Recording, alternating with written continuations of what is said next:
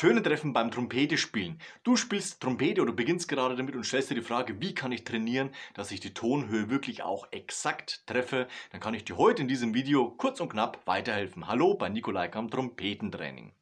Wenn du die exakte Tonhöhe treffen möchtest, müssen wir natürlich erstmal von der Basis her denken. Das heißt, was ist denn die Ausgangsposition? Wir haben geschlossene Lippen.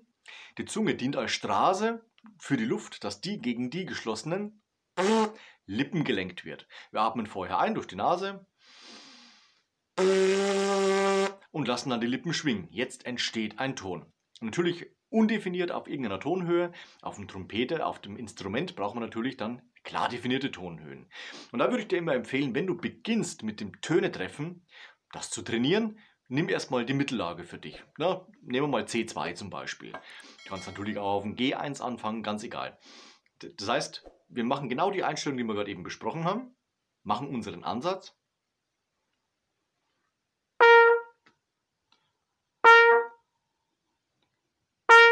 Wichtig ist immer, danach den Ansatz löschen und lockern.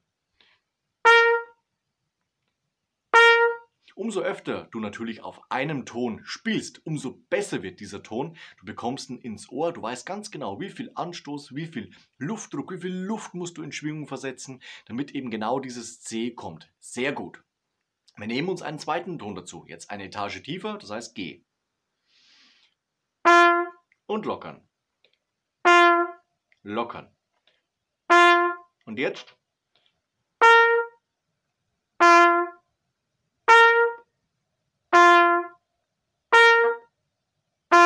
Und immer wieder den Ansatz lockern dazwischen. Und dann musst du jedes Mal eben den Ansatz neu formen und die Einstellungen letztendlich dann auch überprüfen. Und das hörst du natürlich dann an deinem Ton, ob der Ton Pam kommt oder mit dem Nebengeräusch startet oder zum Beispiel mit dem Luftgeräusch. Also da auf jeden Fall immer die Ohren aufmachen, damit du auch ganz genau hören kannst, was da passiert. Jetzt nehmen wir die Oktave. Das heißt, wir haben C2 und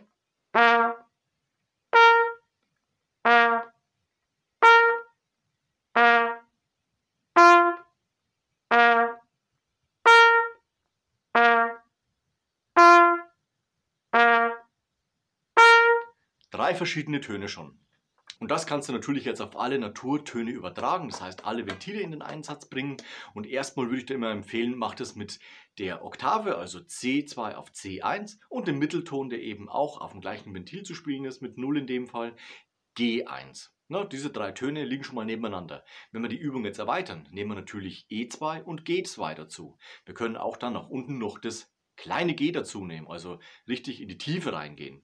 Und dementsprechend immer natürlich versuchen, den Ton zu treffen. Ta, Ansatz löschen. Neu, Ta und so weiter und so fort. Und du wirst merken, wenn du dir nur ein paar Minuten deines täglichen Trainings auf der Trompete mit diesen Sachen beschäftigst, also Platz für diese Übungen einräumst, wirst du merken, du wirst präziser deine Töne treffen können.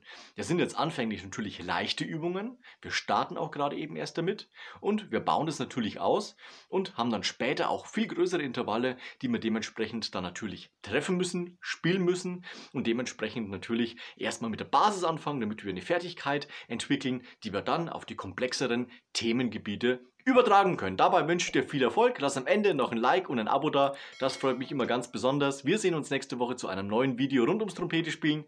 Bis dahin, ciao, euer Nico.